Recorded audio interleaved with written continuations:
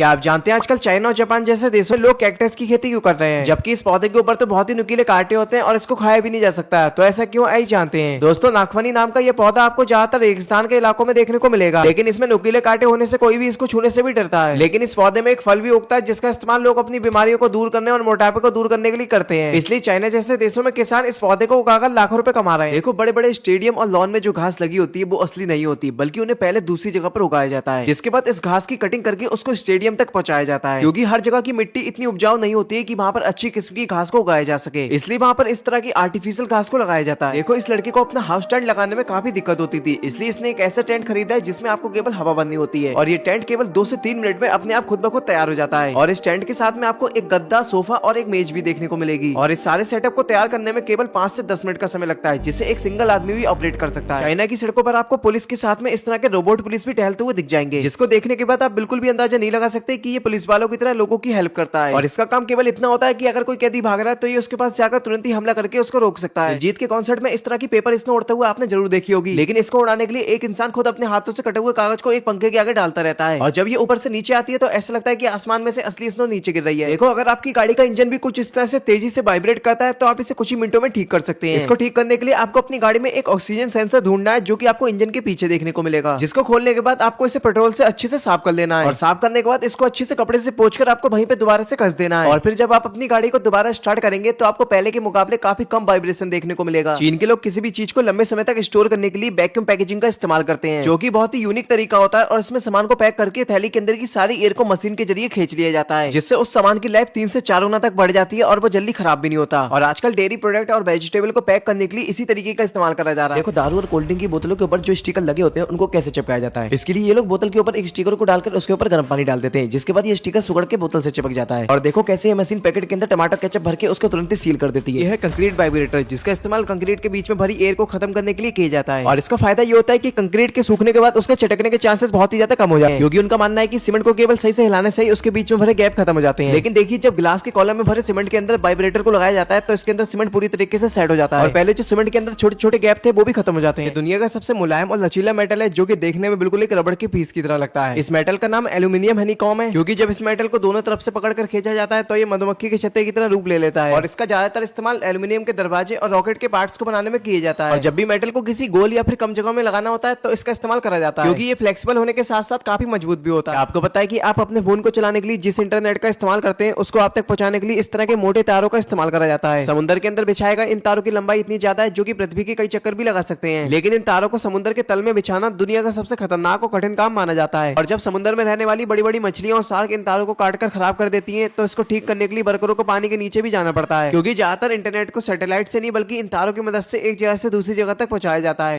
कभी भी इस गजब व्हाट्सएप चैनल को इग्नोर मत करना, क्योंकि इसको फॉलो कर आप करोड़पति बन सकते हैं और साथ ही दुनिया की हर अद्भुत जानकारी और हर महीने गजब चीजें जीत सकते हैं। जी हाँ, उस चैनल को फॉलो करने के लिए इस वीडियो के कमेंट बॉक्स में लिंक दिया गया है, अभी जाकर हमें फॉलो करो।